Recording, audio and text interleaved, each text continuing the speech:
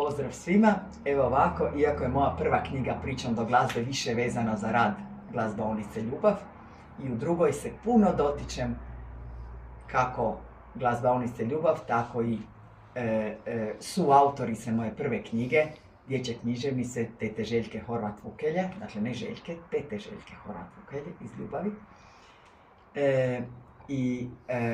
Puno pričam o pristupu i načinu odgoju djece za koju smo mi kroz prvu knjigu i općenito naše glazbene animacije koristili kako bi se u stvari od savjetljivih trski radilo buduće gladiatore u borbi sa životom.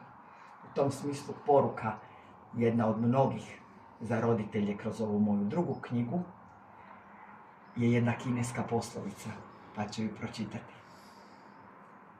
Posao može pričekati dok ti svojem djetetu pokazuješ dugu, ali duga neće pričekati dok ti završiš s poslom.